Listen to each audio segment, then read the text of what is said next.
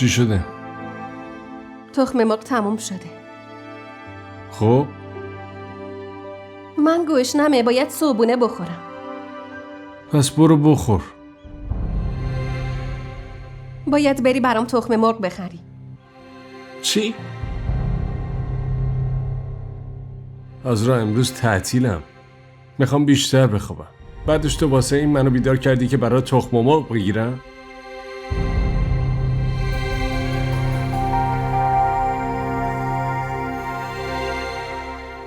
چی کار داری میکنی؟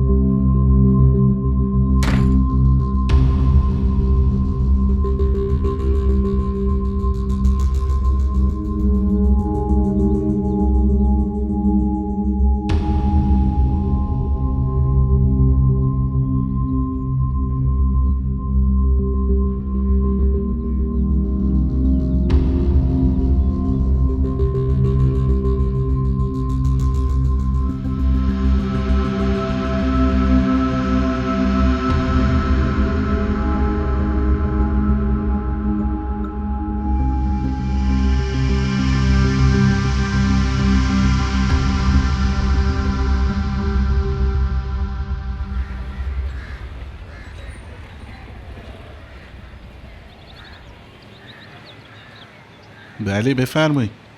5 تا تخم مرغ. باشه چشم.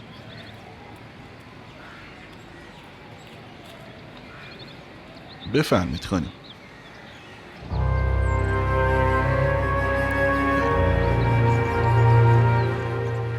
ببخشید خانم، شما حالتون خوبه؟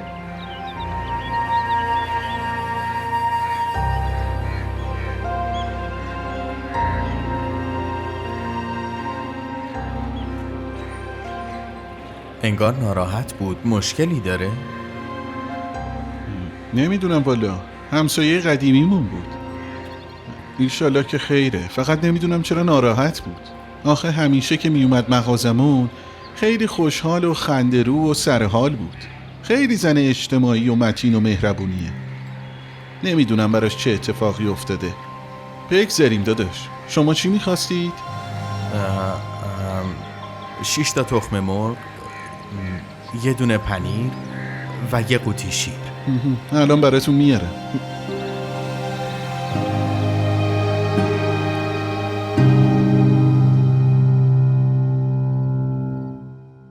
شاهمیر، زنای باردار چقدر زشت میشن نه؟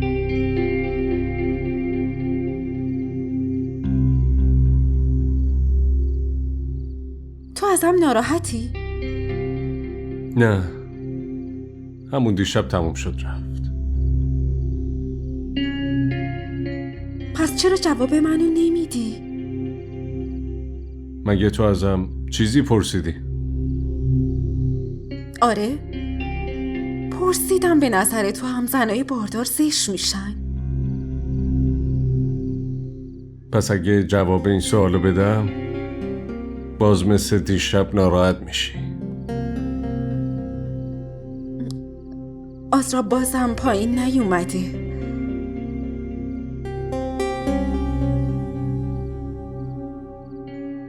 میرم ببینمش.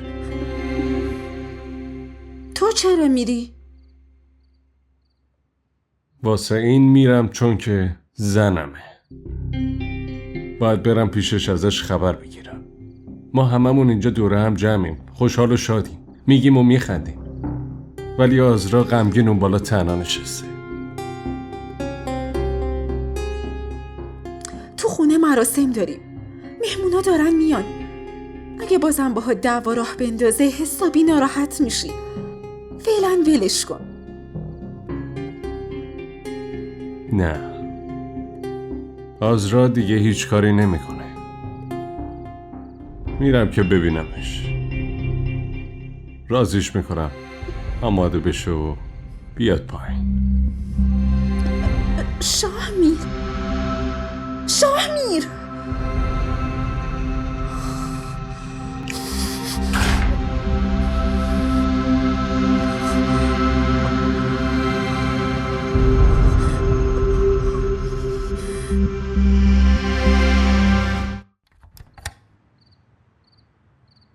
چرا تو تاریکی تنها نشستی؟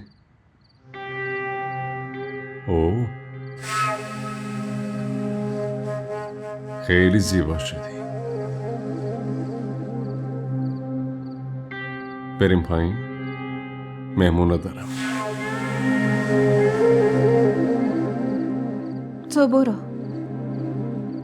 مهمونا که اومدن منم میام. آزرا،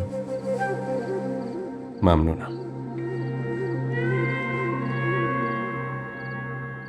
اگه همینجوری آروم باشی، باور کن روزی میرسه که هممون با هم خوشحال کنار هم زندگی میکنیم.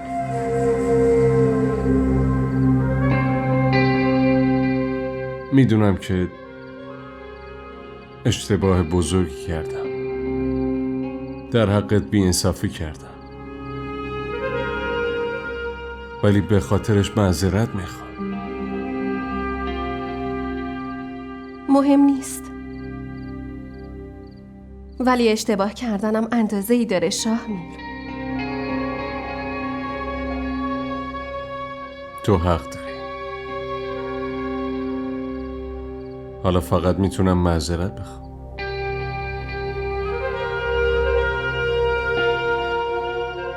بیخیال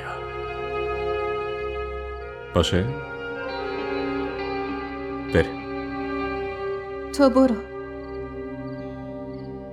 یه وقت اون اشتباه عزیزت تا اینجا نیاد دنبالت.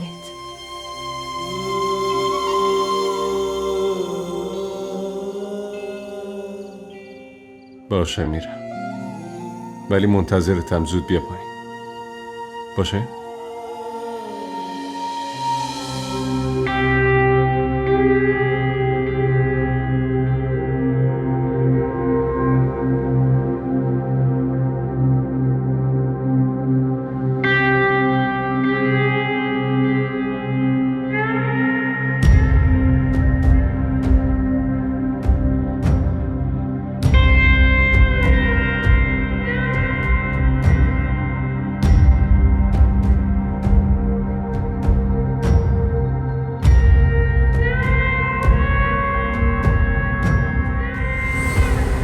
حواست نبود ولی مونا حواسش به همه چی هست. واقعا دوست خوبیه. هر وقت بهش نیاز دارم دوستم میشه، مامانم میشه، بهترین خواهر دنیا.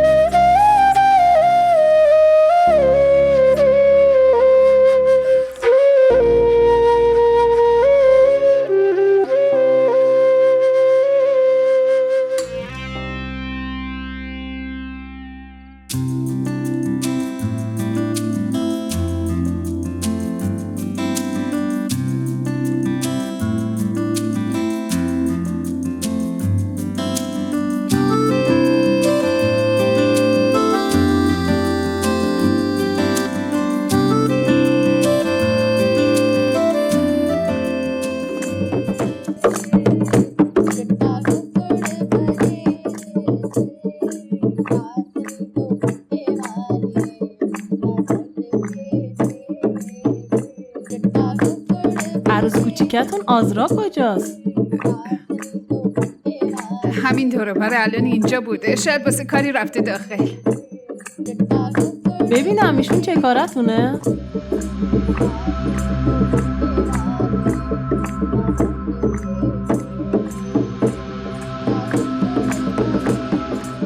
این هووی منه.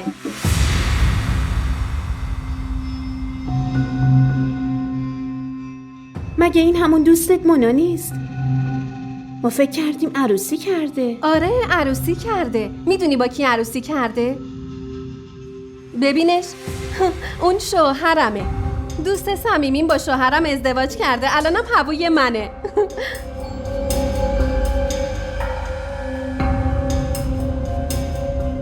حالا وقت این حرفا نیست. مراسمو شروع نکنیم؟ آره بهتره شروع کنیم. کجا میریم؟ چرا عجله داریم؟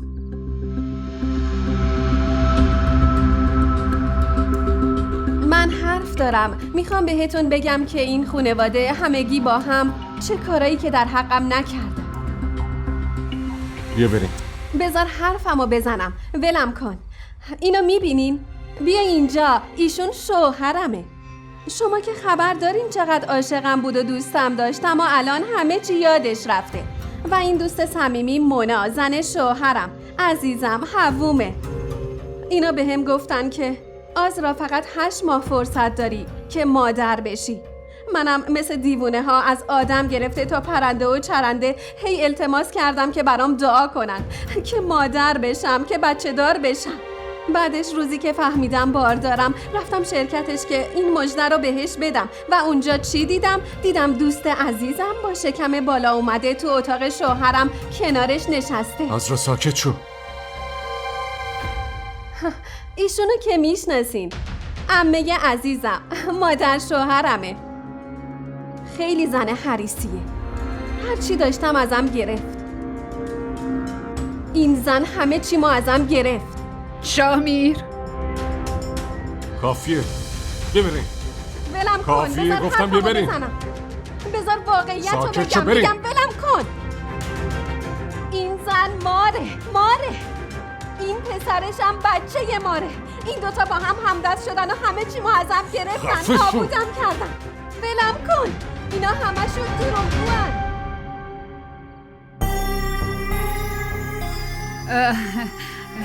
بیاین مراسم رو شروع کنیم. مسئله زن و شوهریه، به ما ربطی نداره.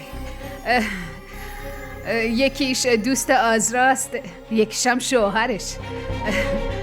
بیاین مراسم رو شروع کنیم. پسرم چرا آهنگ رو قطع کردی؟ کجا رفتی این پسره؟ بیاین.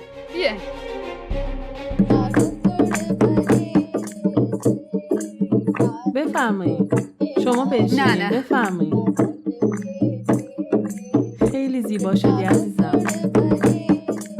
اینو تو هم بده. بیا.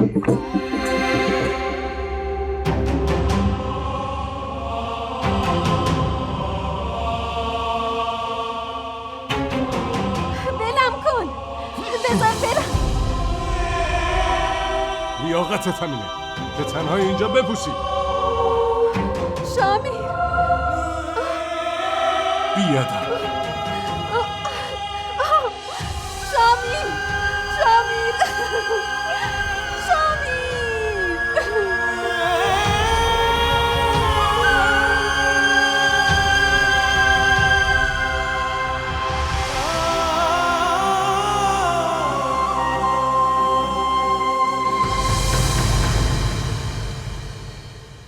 چرا نمیای پایین؟ دیگه نمیتونم تو روی کسی نگاه کنم. بهش چیزی نگفتی؟ تو ساکت باش. برو بیرون لطفا. منم نمیتونم تو روی کسی نگاه کنم. داشتم مثل آدم زندگیمو میکردم. نمیدونم چی شد که خودم به پای خودم زنجیر بستم.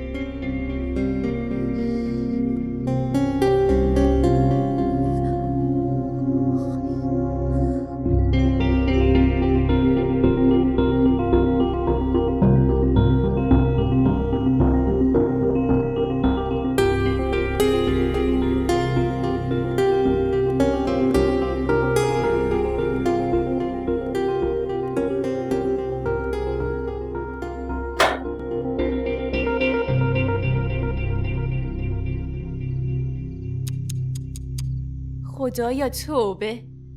مامان جون، عروست برای خراب کردن مراسم هیچی کم نذاشت. من که میگم اون شامی رو صدا بزن، بیاد 3 کلمه بگه و طلاقش بده، بعدم از این خونه بیرونش کنه. ببین عابده، یه وقت همچین حرفی بهش نزنی ها. این که اولش بود، نمایش تازه شروع شده عزیزم. اگه اون طلاق بگیره هممون بدبخت میشیم. یعنی چی مامان؟ به درک به ما چه ربطی داره؟ شامیر خودش یه کاری کنه. چرا ما باید تاوان عشق اونو بدیم ها؟ دختره بی‌حیا، 2000 آبرو برامون نذاشت جلوی مهمونا. آزرای احمق، خدا ازش نگذره. ولی خب خدا رو شکر که مراسم به هم نخورد. اگه به هم میخورد اون وقت چه خاکی به سرمون میکردیم؟ حالا مگه شوهرت کدوم شاهزاده‌ای هست؟ همه چی به هم میخورد تو میمردی؟ اولا از دست هر کی عصبانی هستی سر من خالی نکن. خوب میدونی که من فقط چند روز دیگه بیشتر اینجا نیستم. دوما همونایی که از دستشون کفری شدی اونا رو صدا بزن. بگو اون زن و شوهر باشن بیان اینجا به حسابشون برس. به حسابشون برس.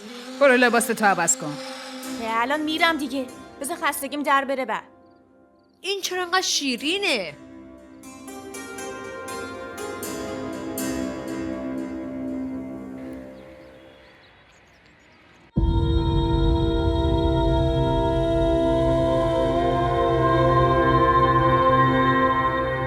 ببخشید خانم شما خوبین؟ حالتون خوبه؟ خانم صدامو میشنوین؟ خدایا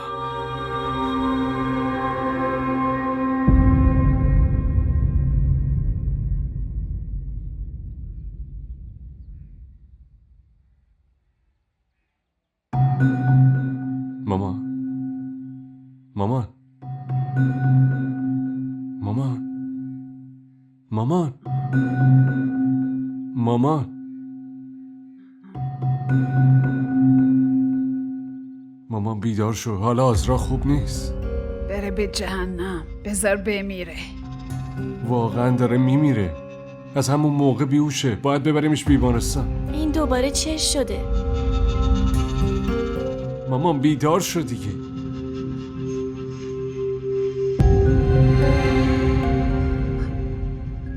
باشه.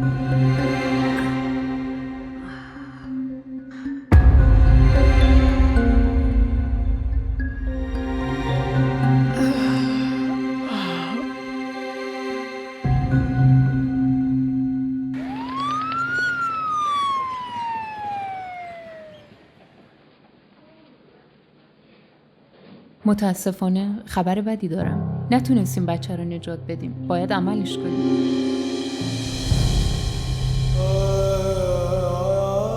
میتونم بپرسم چرا اینجوری شده؟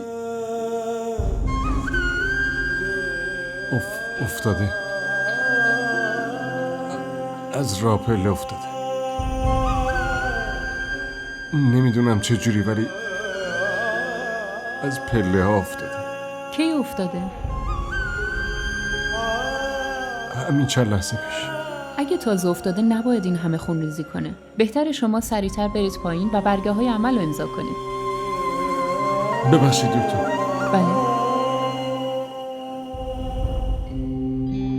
هیچ امیدی براش نیست. بچه خیلی وقت مرده. نمیشه کارش کرد.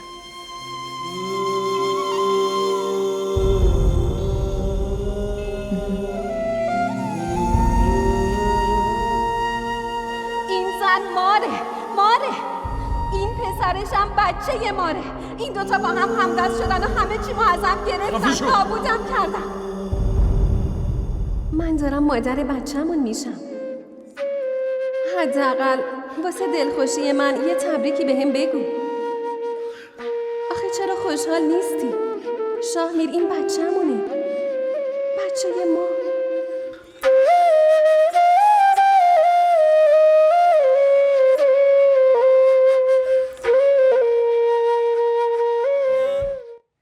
نمیدونم زنده است یا مرده، نجات پیدا کرده یا نه.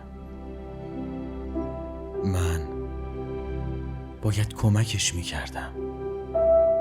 نه، این یه مشکل خانوادگیه. نمیتونستم دخالت کنم. نمیدونم چرا فکر میکنم این مسئله به سادگی اینجا تموم نمیشه.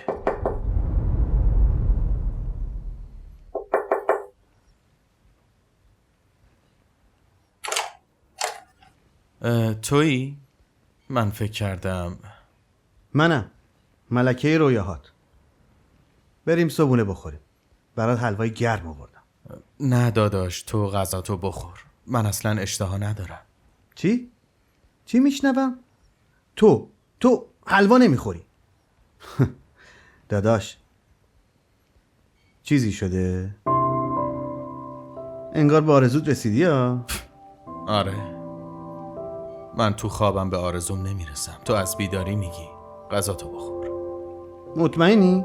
آره خودت بخور. به به. خب اگه میخواست بمیره میرفت زیر تریلی میمرد. حتما باید واسه ما این همه دردسر درست میکرد. قربون خدا برم. عشقش و شوهرش رو دوستش کردن، تاوانش رو ما باید بدیم. من که میگم هر دوشون بمیرن، شرشون از سر پسرم کم بشه. برای مرد زن زیاده، زیاد. ای وای، یعنی اگه آزرا بمیره عروسی من کنسل میشه؟ وای نه دختر، اگرم مرد عقدتو ساده برگزار میکنم. آخه ساده چرا؟ دخترم اینجوری که شگون نداره. از یه طرف جنازه بره بیرون، از یه طرف دیگه هم عروس و داماد. همچین چیزی میشه؟ ای داد، این چه مصیبتی بود. ای خدا، ای خدا.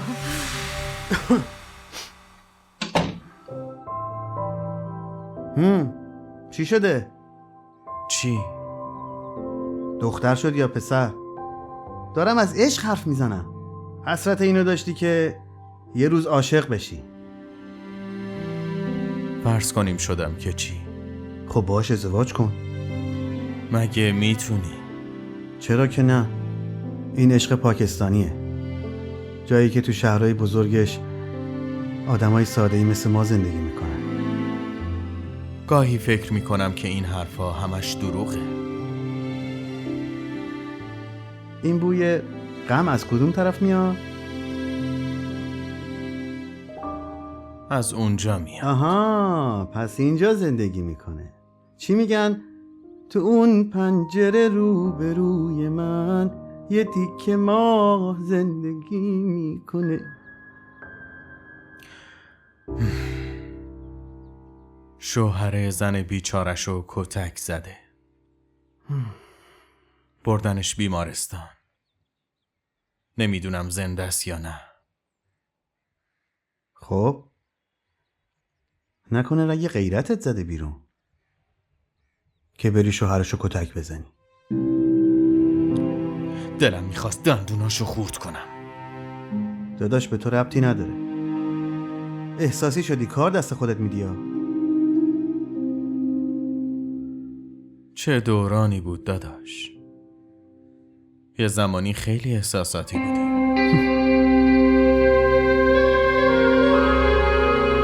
کاشون شب اون نمایشو راه نمینداختی.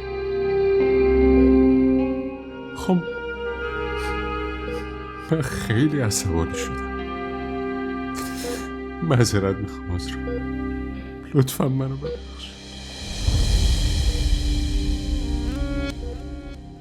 از اینجا گم شو.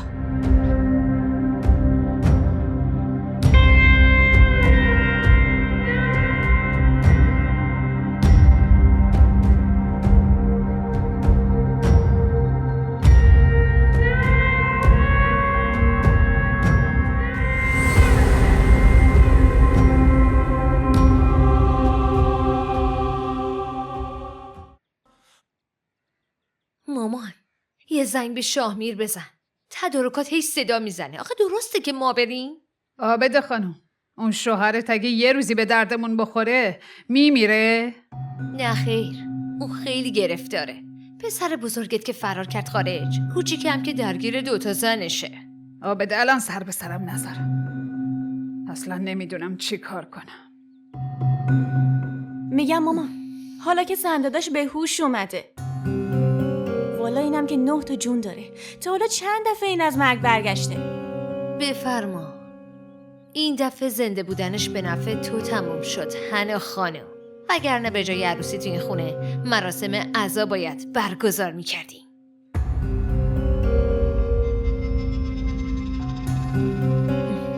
مامان به شامیر زنگ بزن، بگو پاشه بیاد اینجا. زن کوچیکشم مراقب زن بزرگش باشه. تمام.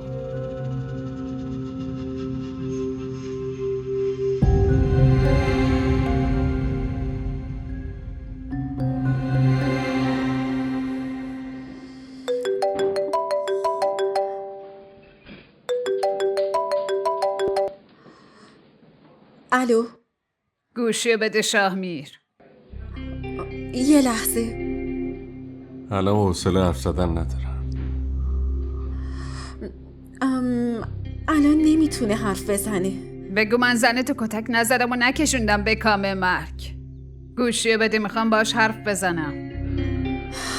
باشه، بگیر دیگه. بله ماما، چی شده؟ ببین آقا، دیشب که زنتون نمایش رو انداخت به خاطر بی‌وفایی من نبوده. من خودم بچه‌مو از دست دادم. امشب مراسم حنا بندون خواهرته. هیچ مردی تو خونه نیست. ببین زن کوچیک تو بذار اونجا که مراقب زن بزرگت باشه. تو خودت بیا خونه پسرم. این اندازه لطفو که میتونه به آزرا بکنه.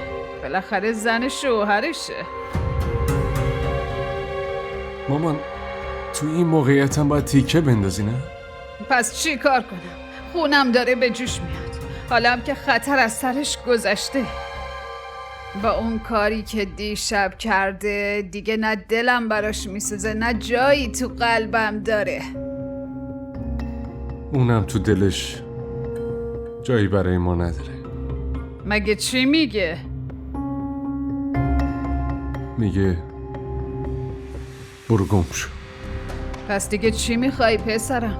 گم شو بیا اینجا.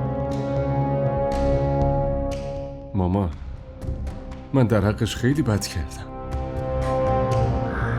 به خاطر من بچه‌م مرد، از دست رفت. ببین شاهمیر، مرد باش، مرد. اون مردی که بعد از خیانت ظالم شده، همونی که عاشق مونا شده و باش ازدواج کرده. الان زمان اشتباهی واسه بیدار شدن وجدانت پسرم. فعلا وجدان تو بذار کنار. عذاب وجدان الان به درد نمیخوره. تا 1 ساعت دیگه میای اینجا. شنیدی؟ باشه مامان، باشه.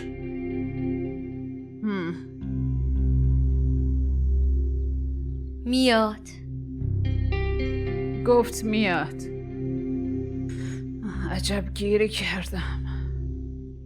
آی، پاهامو ماساژ بده. هی خدا مامان، این روزای آخر رو یکم نمیخواد. خدمت کن.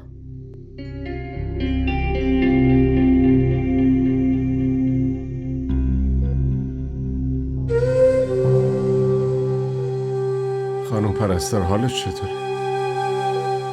میتونین از خودش بپرسین. از قبل که خیلی بهتره، ولی به خاطر داروها یکم گیجه. آزرا؟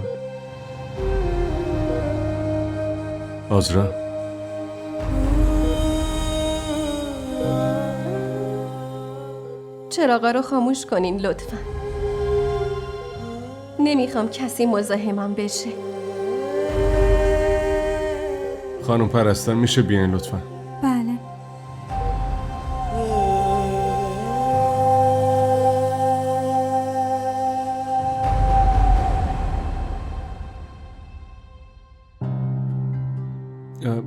راستش یه کار خیلی فوری پیش اومده. من برای یه چند ساعتی باید برم. تا وقتی که نیستم ایشون اینجا میمونه.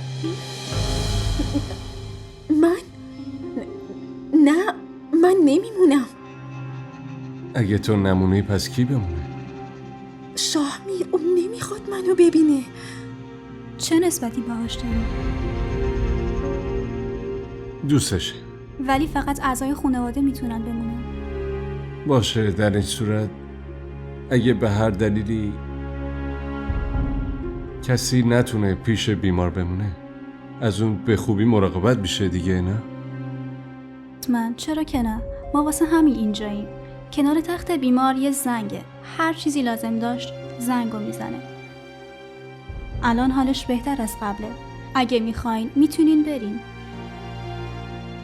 باشه، ممنون. تا وقتی برمیگردم لطفا مراقبش باشین. شمارمو که دارین، اگه اتفاقی افتاد تماس بگیرین لطفا. ممنون. بریم.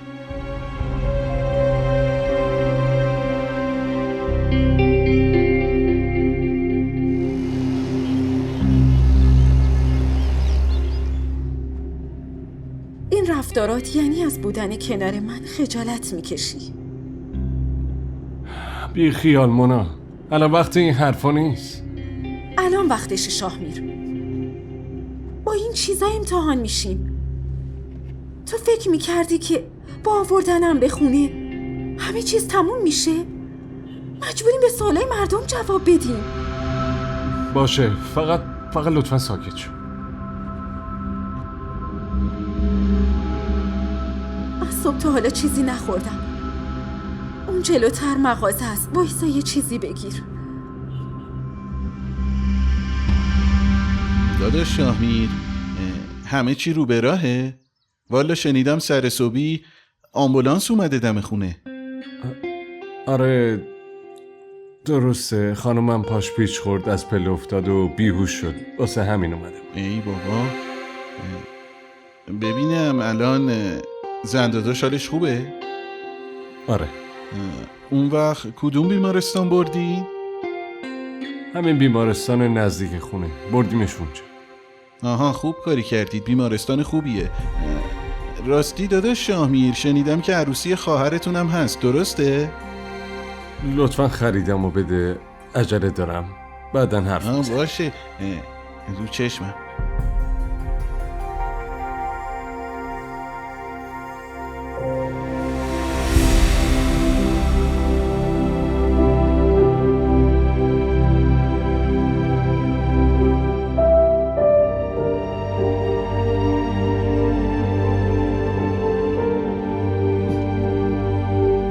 لیاقتتنه اینجا تنها بمونی ببوسی.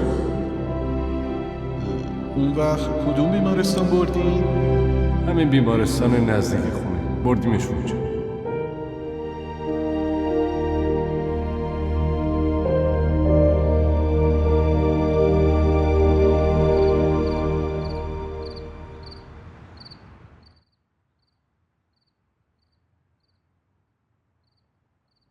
فراموش نکردی که دیشب آبرومون رفت.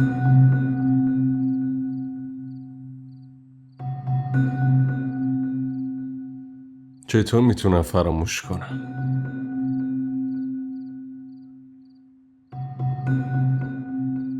تمام عمرم دیشب و یادم میمونه.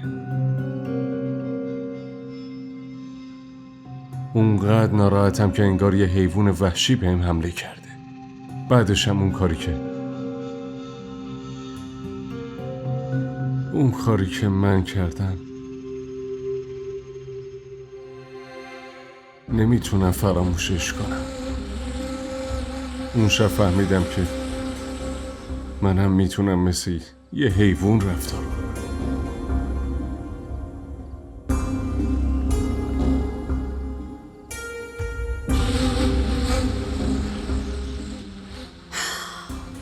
شاهمیر، این آبروریزی ها کی تموم میشه؟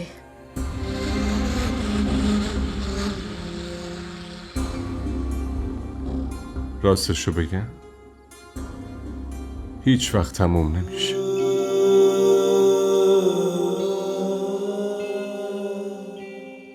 قبلا داستان عشقم سر زبونه بود، فکر کنم الان داستان بی‌وفاییم سر زبونم میفته.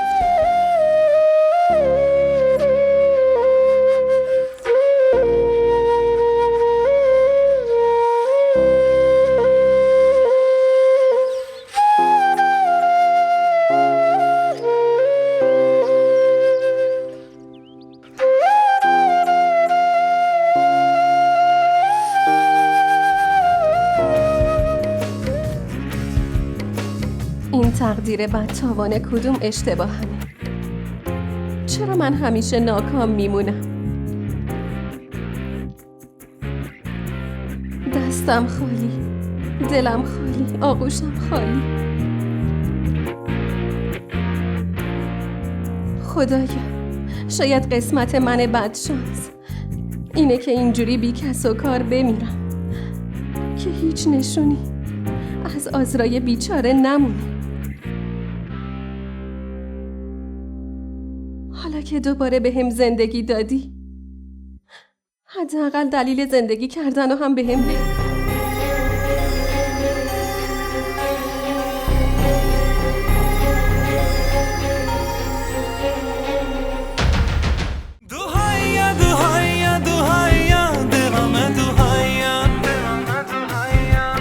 ve मैं रब कोलों पूछा मैं